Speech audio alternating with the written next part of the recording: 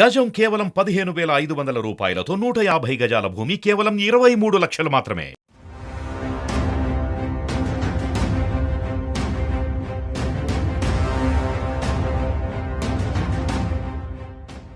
ప్రస్తుతం మనం శ్రీరామ జన్మభూమి అయినటువంటి అయోధ్యలో ఉన్నాం.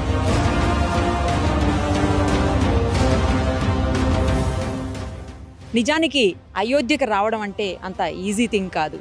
కానీ కేవలం సుమన్ టీవీ ప్రేక్షకుల కోసం రామమందిర నిర్మాణాన్ని మీకు చూపించాలి అన్న ఉద్దేశంతో ఇంత దూరం సుమన్ టీవీ వచ్చింది.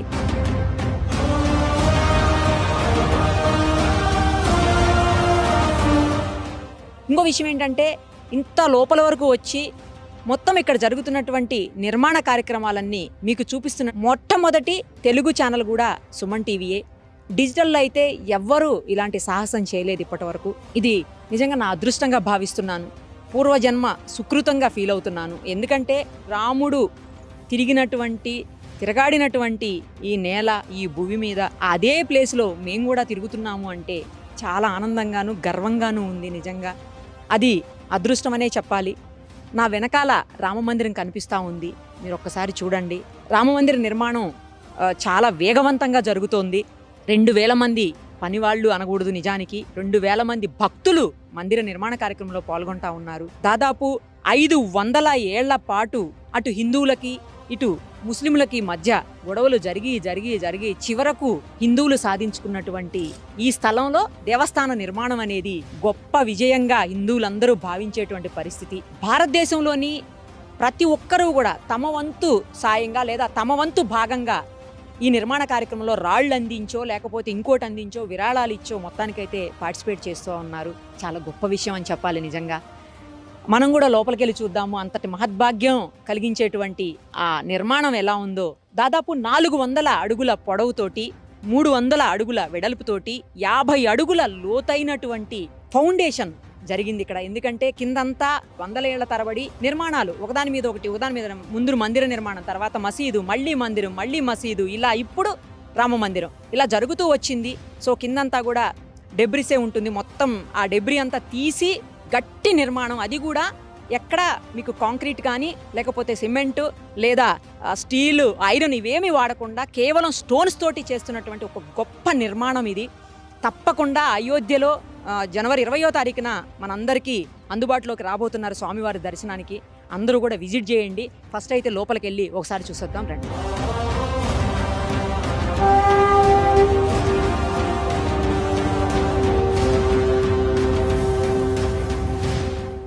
ప్రస్తుతం మనతో పాటు ఉన్నారు central VHP joint secretary Koteswara Sharma గారు. ఆయనతో మాట్లాడదాం ఒక్కసారి. రామమందిర నిర్మాణంలో ఆయనది కూడా ప్రధాన పాత్ర ఉంది. నిర్మాణానికి సంబంధించి అలాగే మందిరానికి సంబంధించి స్పెషాలిటీస్ అన్నీ కూడా ఆయన అడిగి తెలుసుకుందాం. సార్ నమస్తే అండి. నమస్తే. మా అదృష్టం ఇవాళ స్వామివారి ఈ సన్నిధిలో మేము ఉన్నాము. ఆయన తిరిగాడిన నేలలో మేము కూడా నడుస్తున్నాము అంటే మేము ఎన్నో జన్మల పుణ్యం చేసుకున్నట్టు నేను భావిస్తున్నాను సార్.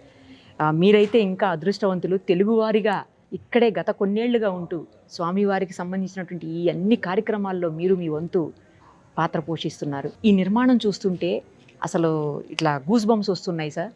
కింద 50 అడుగుల లోతు వరకు కూడా పునాదులు వేసి మరీ కన్స్ట్రక్షన్ స్టార్ట్ చేశారని, భావి తరాల్లో ఎప్పటికీ ఇది నిలిచిపోయేలాగా గొప్ప నిర్మాణాన్ని మన ప్రభుత్వం తీసుకుందని చెప్పడానికి గర్వపడాల్సిన పరిస్థితి ఉంది సార్. నిజంగా ఒక్కసారి వివరాలు చెప్పరా సార్ ప్లీజ్ మా కోసం. దేవాలయ విముక్తి కోసం అని చెప్పిన 500 సంవత్సరాలు పోరాటం జరిగింది సార్. సుమారుగా 495-96 సంవత్సరాల పోరాటంలో చివరికి విజయాన్ని హిందూ సమాజం సాధించింది. 1984 సంవత్సరంలో విశ్వ హిందూ పరిషత్కి దేశంలోని ధర్మాచార్యులు అందరూ కలిసి శ్రీరామ జన్మభూమి విముక్తికి సంబంధించిన పోరాటాన్ని ఇప్పటి వరకు ఉత్తరప్రదేశ్ ప్రజలు, అయోధ్య సాధు సన్యాసులు నిర్వహిస్తూ వచ్చారు. ఇక నుంచి మీరు నిర్వహించవలసింది అనేటువంటి బాధ్యతను అప్పగించినటువంటి ధర్మిల. దీనికి సంబంధించి 1984లో ఢిల్లీలో విజ్ఞాన మందిరంలో ధర్మాచార్య సమ్మేళనంలో ఈ బాధ్యతను విశ్వ హిందూ పరిషత్కి అప్పగించారు. ఆ రోజు నుంచి విశ్వ హిందూ పరిషత్ యొక్క ఆధ్వర్యంలో ఈ ఉద్యమం అనేటువంటిది విశ్వవ్యాప్తమై చివరికి దాదాపుగా 84 సంవత్సరం నుంచి 2019 సంవత్సరం వరకు ఈ పోరాటాన్ని విశ్వవ్యాప్తం చేయడము, తద్వారా విజయాన్ని సాధించడము, రకరకాలైనటువంటి అడ్డంకులు వీటన్నిటిని ఎదుర్కొంటూ చివరికి సుప్రీంకోర్టు యొక్క నిర్ణయం ద్వారా మందిర నిర్మాణం కోసం చెప్పని మార్గం సుగమం అవడము, మొదటి నుంచి విశ్వ హిందూ పరిషత్ ఆధ్వర్యంలో ప్రకటించినటువంటి మందిర నమూనాలోనే ఈ మందిరాన్ని నిర్మాణం చేయాలనేటువంటి నిర్ణయం చేయడం, అట్లాగే మొదటి నుంచి కూడా ఇది చిరకాలము నిలిచి ఉండవలసినటువంటి శాశ్వతమైనటువంటి కట్టడంగా ఉండాలనేటువంటి ఉద్దేశంతో సిమెంట్ కానీ ఇనుము కానీ ఉపయోగించకుండా దేవాలయం స్టోన్ స్ట్రక్చర్గా నిర్మాణం చేయాలనే నిర్ణయం మేరకు ఆ రకంగా సిమెంట్ని ఉపయోగించడం జరగలేదు. ప్రత్యేకమైనటువంటి మెటీరియల్ తయారు చేసి దాన్ని ఆధారంగా ఈ పునాది వేసుకురావడం అనేటువంటి జరిగింది. ఈ డెబ్రిస్ కారణంగా దీనికి లోడ్ బేరింగ్ స్ట్రెంగ్త్ ఉండదు అని అనేటువంటి ఎక్స్పర్ట్స్ చెప్పడంతో దాన్ని మొత్తాన్ని కూడా తొలగించి ప్రత్యేకంగా పునాది నిర్మాణం చేయాలన్నారు. కాబట్టి ఆ రకంగా దీనికి 400 అడుగులు పొడవు, 300 అడుగులు ఎడల్పు, 50 అడుగుల లోతు నుంచి మట్టిని తీసేసి తిరిగి దీన్ని మళ్ళీ ఒక ప్రత్యేకమైనటువంటి ఒక బండరాయిలాగా ఈ పునాది నిర్మాణం చేయడం జరిగింది. దానిపైన ఈ దేవాలయం యొక్క నిర్మాణం. ఈ పునాది పైన 22 అడుగులు ఎత్తున గ్రానైట్ తోటి పీఠం, ఈ పీఠం పైన దేవాలయం యొక్క స్తంభాలు, దేవాలయం సూపర్ స్ట్రక్చర్ అనేటువంటిది నిర్మాణం జరుగుతుంది. దీనికి కావాల్సినటువంటి శిల్పాలని 1990 సంవత్సరం నుంచి అయోధ్యలోను రాజస్థాన్లోను కూడా శిల్పాలు చెక్కే పని ప్రారంభించాం. ఆ రకంగా తీర్పు వచ్చే నాటికి గ్రౌండ్ ఫ్లోర్ కావాల్సినటువంటి స్తంభాలు చెక్కడం పూర్తి అయిపోయింది. Okay sir. ఇక వెంటనే పునాదులతోటి ప్రారంభం చేసి దేవాలయాన్ని అతి త్వరగా పూర్తి చేయాలనేటువంటి ఉద్దేశంతో ఆ రకంగా యోజన చేయడం జరిగింది. ఈ దేవాలయం యొక్క శైలి భారతదేశంలో అనేకమైనటువంటి శిల్పకళా పద్ధతులు ఉన్నాయి. దక్షిణ భారతదేశంలో చోళ శైలి, హొయసాల శైలి, ఈ రకమైనటువంటి చాళుక్య శైలిలో ఉండేటువంటి దేవాలయాలు మనకు కనిపిస్తాయి. ఒరిస్సా ఇటువైపున కళింగ స్టైల్లో దేవాలయాలు ఉంటాయి. ఇది ఉత్తర భారతదేశంలో నాగరి స్టైల్లో దేవాలయ యొక్క నిర్మాణం జరుగుతుంది. నాగరి స్టైల్ అంటారు దీన్ని. సోమనాథ్ దేవాలయం యొక్క నిర్మాణం కూడా ఇదే శైలిలో జరగడం జరిగింది. అదే రకంగా డిజైన్ చేయడం, దానికి తగినటువంటి విధంగా అన్ని ఏర్పాట్లు చేయడం. ఇట్లాగా నిర్ణయం వచ్చిన తర్వాత ట్రస్టు రామజన్మభూమి మందిర నిర్మాణానికి సంబంధించినటువంటి నిర్మాణ బాధ్యతని ఎల్ఎన్టీ వాళ్ళకి కాంట్రాక్ట్ అప్పగించడం జరిగింది. అప్పటి నుంచి దీనికి సంబంధించినటువంటి పనులు పూర్తవుతూ ఇప్పుడు ఈ సంవత్సరం 2024 సంవత్సరం జనవరి నెలలో దీన్ని ప్రాణప్రతిష్ఠ చేయాలి, గ్రౌండ్ ఫ్లోర్ దేవాలయం నిర్మాణం చేసేటువంటి నిర్ణయానికి అనుగుణంగా దేవాలయం నిర్మాణం దాదాపుగా పూర్తయింది. మిగిలినటువంటి 2-3 నెలల్లో ఫినిషింగ్ టచెస్ అవి ఇచ్చి ఇది జనవరి నాటికి ప్రతిష్ట పూర్తి చేసేటువంటి విధంగా కార్యక్రమం యోజన ట్రస్ట్ చేయడం జరిగింది. విశ్వ హిందూ పరిషత్ ట్రస్ట్కి కావాల్సినటువంటి అన్ని రకాలైనటువంటి సహాయ సహకారాలు అందించడం మొదటి నుంచి జరుగుతూ ఉన్నదే కాబట్టి అదే రకంగా కొనసాగుతుంది. ఈ దేవాలయం గ్రౌండ్ ఫ్లోర్లో రాముల వారి యొక్క విగ్రహంని ప్రతిష్ఠ చేయడం జరుగుతుంది. 1949 సంవత్సరము డిసెంబర్ 22వ తేదీ అర్ధరాత్రి ఖాళీగా ఉన్నటువంటి రామ జన్మభూమిలో మందిరం యొక్క మధ్య భాగంలో గర్భగృహంలో రామ, లక్ష్మణ, భరత, శత్రుఘ్నులు నలుగురు అన్నదమ్ముల యొక్క బాలరాముల రూపంలో విగ్రహాలు వెలిసినాయి.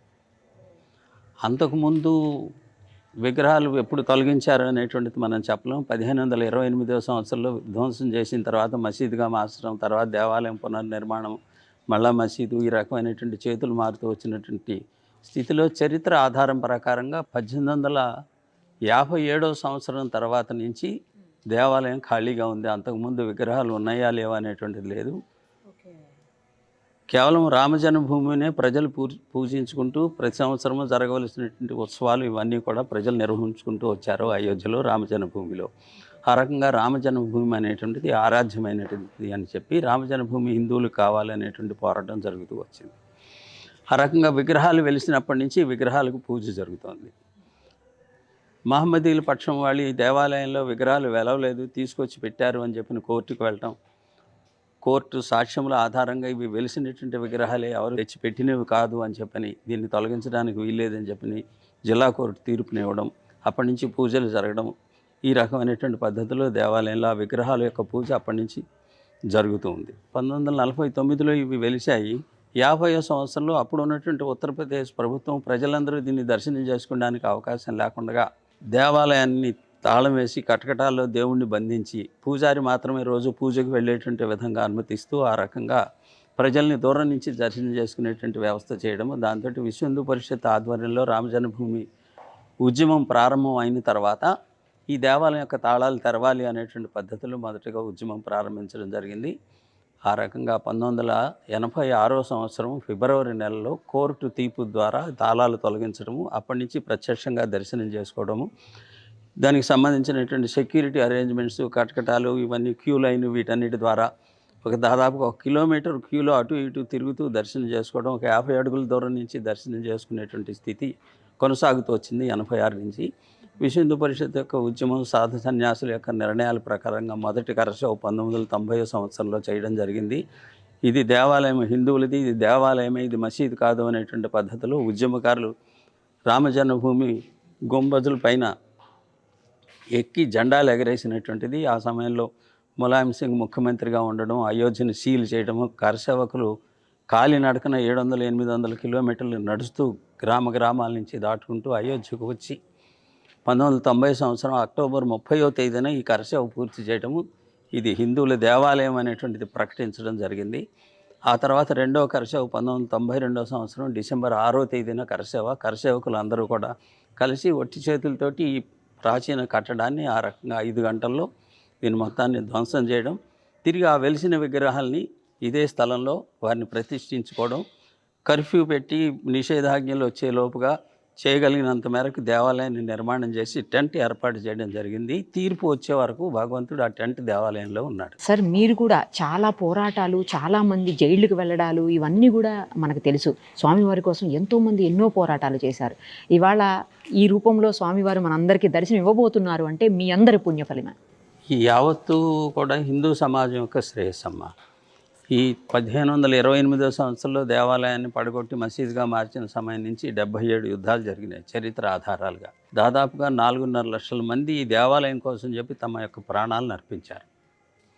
వాళ్ళందరి యొక్క కృషి యావత్తు సమాజము మేము ఇచ్చినటువంటి కార్యక్రమానికి అనుగుణంగా సహకరించి రామజ్యోతిని మొదట ఊరూరు తీసుకెళ్ళాం. రామశిలా పూజ 12 లక్షల ఇటుకల్ని ఊరూరా పూజించి వాటిని ఇక్కడికి తరలించారు. ఇప్పుడు అక్కడ బయట కనిపిస్తున్నటువంటి ఇటుకలు వాటన్నిటిని కూడా ఈ దేవాలయం యొక్క కాంపౌండ్ వాళ్ళ నిర్మాణంలోనూ, దేవాలయం యొక్క పునాదిలో సపోర్టింగ్గా, వర్షము పడినప్పుడు నీళ్లు కిందకి ఇంకినప్పుడు ఒక రాతికి కూడా నీళ్లను పీల్చుకునే లక్షణం ఉంటుంది. రాతిని సెలెక్ట్ చేసేటప్పుడు కూడా నీళ్లను పీల్చుకునేటువంటి లక్షణం అతి తక్కువ ఉన్నటువంటి రాళ్ళని సెలెక్ట్ చేసి తీసుకోవడం జరిగింది. అయినప్పటికీ కూడా ఒకవేళ వచ్చేటట్టయితే రాళ్ళ దగ్గరికి నీళ్లు రాకుండా ఉండడం కోసం ఇటుకలతోటి ఒక లేయర్ని రక్షణ కవచం లాగా ఏర్పాటు చేయడం జరిగింది. అట్లాగా ఇటుకల్ని ఆ రకంగా ఉపయోగించడం జరిగింది.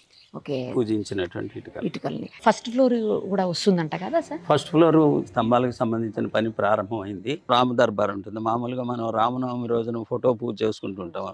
సీతారామ లక్ష్మణ హనుమత్ సమేత 6 ఉండేటువంటి రామ దర్బార్ అంటారు ఉత్తర భారతదేశంలో. అలాగే 4 అన్నదమ్ములు, సీతాదేవి, హనుమంతుడు ఉండేటువంటి విధమైనటువంటి విగ్రహాలని ఫస్ట్ ఫ్లోర్లో ప్రతిష్ఠించడం జరుగుతుంది పూర్తయినప్పుడు. అది ఇంకొక మొత్తం దేవాలయము 2025 సంవత్సరము డిసెంబర్ నాటికి పూర్తి చేయగలుగుతారు అని చెప్పని ట్రస్ట్ వారి యొక్క అభిప్రాయం. ఈ గ్రౌండ్ ఫ్లోర్లో రాముల వారి వెలిసినటువంటి విగ్రహాలు, చిన్న విగ్రహాలు ఉంటాయి.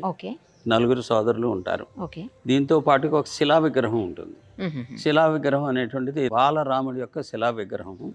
5 సంవత్సరాల యొక్క రాముడి యొక్క ఫీచర్స్ రామాయణంలో ఉన్నటువంటి వర్ణన అనుగుణంగా శిలా విగ్రహాన్ని తయారు చేసి దాన్ని ప్రతిష్ఠించడం జరుగుతుంది. ఈ పీఠము పైన రాముల వారు కమలంలో నించున్నటువంటి విధంగా ధనుర్ధారులై బాలరాముడి యొక్క విగ్రహాన్ని తయారు చేయించడం జరుగుతుంది. దాని యొక్క ప్రతిష్ఠ ఇక్కడ జరుగుతుంది. ఈ ప్రతిష్టకు ఉపయోగించవలసినటువంటి దక్షిణాది సాంప్రదాయం ప్రకారంగా విగ్రహం యొక్క క్రింద యంత్రం ఉంటుంది. ఈ యంత్రం యొక్క శక్తి ఈ దేవాలయానికి వచ్చేటువంటి భక్తులకి అనుగ్రహించడము, అనేక రకాలైనటువంటి సౌకర్యాలు, అంటే భక్తులు వరప్రసాదుడుగా దేవుడు ఉండడం కోసం చెప్పిన సాధారణంగా యంత్రాన్ని ప్రతిష్ఠ చేస్తారు. యంత్రం పైన రాముల వారి విగ్రహం ఉంటుంది. ఈ యంత్రం అనేటువంటి 10 సంవత్సరాల క్రితమే తయారు చేసి విశ్వ హిందూ పరిషత్ ద్వారా దీనికి 10 సంవత్సరాల పాటు రామ జపాన్ని దానికి సమర్పిస్తూ ఆ రకంగా శక్తిపోతం చేయడం జరిగింది. అది కూడా ఆంధ్రప్రదేశ్లోనే దాన్ని పూజించడం జరిగింది. ఇది ట్రస్ట్ వారికి అప్పగించడం జరిగింది. ప్రతిష్ఠ సమయంలో పీఠం పైన ఈ యంత్రం పైన రాముల వారి యొక్క విగ్రహం ఉంటుంది. విగ్రహం యొక్క సుమారుగా 4.5 అడుగులు ఉంటుంది. మందిరం యొక్క డిజైను దీనికి అనుగుణంగా ఈ విగ్రహం యొక్క ఎత్తు అనేటువంటిది రామనవమి రోజున సూర్యకిరణాలు రాములు వారి యొక్క ముఖం పైన ప్రసరించేటువంటి విధమైనటువంటి పద్ధతిలో డిజైన్ చేయడం జరిగింది. ఆ రకమైనటువంటి పద్ధతిలోనే ఎత్తు వగైరా వగైరా శరీరం యొక్క మొత్తం కూడా బాడీ యొక్క ఫీచర్స్ అన్నిటిని ఆ రకంగా సెటప్ చేయడం జరిగింది. Okay okay. ఇప్పుడు కింద కూడా సార్ కాపర్తో ఒక 4 mm ఇంచు రాడ్ తోటి కింద నుంచి భూమిని మనకు హైందవ ధర్మం ప్రకారంగా భూమి శక్తివంతమైనటువంటి కాబట్టి దేవుని యొక్క విగ్రహం కూడా మన యొక్క దేవాలయం యొక్క శిల్పశాస్త్రం ప్రకారంగా భూమితోటి పూర్తిగా టచ్లో ఉండాలి అనేటువంటిది, స్పృశిస్తూ ఉండాలి, భూమి యొక్క స్పర్శ ఉండాలి విగ్రహానికి అని చెప్పని అరంగా పునాది కిందన ఉన్నది. కాబట్టి అక్కడి నుంచి ఈ రాగి పైపుని భూమి దగ్గర నుంచి పైకి తీసుకురావడం జరిగింది. ఇది పీఠం వరకు కూడా ఈ రాగి పైపు తాకుతుంది, పీఠం వరకు తాకుతుంది. గుడి నిర్మాణం వరకు ఎంత ప్లేస్? 72 ఎకరాలు దేవాలయం స్థలం, 4 ఎకరాలు కేవలం దేవాలయం ఉంటుంది. 4 ఎకరాలు మొత్తం దేవాలయ కన్స్ట్రక్షన్ అంతా 4 ఎకరాలు ఉంటుందా సార్? ఓకే. ఈ శిల్పకళ అంతా కూడా చాలా రకరకాల దేశాల నుంచి, రాష్ట్రాల నుంచి వచ్చిందని విన్నాం సార్. శిల్పాలు చెక్కేటువంటి వాళ్ళు ఒరిస్సా నుంచి, రాజస్థాన్ నుంచి శిల్పాలు చెక్కుతారు. దేశం మొత్తం నుంచి రకరకాలైనటువంటి పద్ధతులు ఈ దేవాలయ యొక్క నిర్మాణంలో దేశం మొత్తం యొక్క సహకారం ఉంటుంది. ఈ శిలలన్నీ కూడా రాజస్థాన్ నుంచి వచ్చాయి. రెడ్ శాండ్ స్టోన్ అంటారు ఈ దేవాలయ నిర్మాణం. మార్బుల్, గర్భగృహం మార్బుల్ తోటి నిర్మాణం చేయబడుతుంది. కాబట్టి ఇవన్నీ కూడా రాజస్థాన్ నుంచి వచ్చాయి. శిల్పులు ఒరిస్సా నుంచి, రాజస్థాన్ నుంచి, ఉత్తరప్రదేశ్ నుంచి శిల్పులు ఈ శిల్పాలు చెప్తూ ఉన్నారు. తెలంగాణ నుంచి, కర్ణాటక నుంచి గ్రానైట్ వచ్చింది. సుమారుగా 2000 మంది పనిచేస్తున్నారమ్మా. రాజస్థాన్లో కానీ, ఇక్కడ కానీ, ఉత్తరప్రదేశ్లో కానీ ఈ దేవాలయానికి సంబంధించిన శిల్పాలు చెక్కడం వగైరా వగైరా. తలుపులు హైదరాబాద్ వాళ్ళు తయారు చేస్తున్నారు, అయోధ్యలోనే తయారు చేస్తున్నారు, కొన్ని హైదరాబాద్లో తయారు చేస్తున్నారు. ఇక్కడే వాళ్ళ వర్క్ షాప్ ఇక్కడే పెట్టి ఇక్కడి నుంచే తయారు చేయడం జరుగుతుంది. గర్భగుడికి అవసరమైనటువంటి తలుపులు పూర్తి అయిపోయినాయి అనేటువంటిది సమాచారం.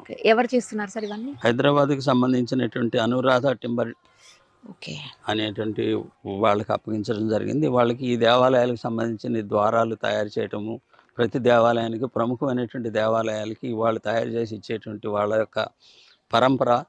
అదే రకంలో వాళ్ళు రామ జన్మభూమిని అప్రోచ్ అవ్వడం, ఇట్లాగా మేము దేవాలయాలకి తలుపులు ఇచ్చేటువంటి ఆ అలవాటు ఉన్నది, లేదా ఆ గౌరవాన్ని మేము పొందుతున్నాం. మాకు కూడా ఈ దేవాలయానికి కూడా అలాగే తలుపులు సమర్పించాలని ఉన్నది. నేను అప్పుడు ముందుగా వాళ్ళకి మీరు ఒక మోడల్ తయారు చేసి తీసుకురండి అని చెప్పడం జరిగింది. ఒక 8 అడుగులు పొడవు ఉండేటువంటి మోడల్ వాళ్ళు తయారు తీసుకొచ్చి ఈ 2 సంవత్సరాల క్రితం ఈ రామనవమి రోజున వాళ్ళు దీన్ని ఇక్కడ తీసుకొచ్చి దాన్ని ఏర్పాటు చేయడం జరిగింది. ఈ రకంగా ఈ దేవాలయ యొక్క నిర్మాణంలో ఒక్కొక్క విభాగము ఒక్కొక్క ప్రాంతానికి సంబంధించిన వాళ్ళు నిర్వహిస్తున్నటువంటి విధంగా ఆ రకంగా యావత్ భారతదేశం ఈ యొక్క దేవాలయం యొక్క నిర్మాణంలో పాల్గొంటుంది అనేటువంటిది అది ఒక ఆదర్శమైనటువంటి ఒక సమరసతకి సంబంధించినటువంటి అంశంగా మేము భావిస్తున్నాం. Thank you sir, thank you so much. Thank you, ధన్యవాదాలు. Thank you sir.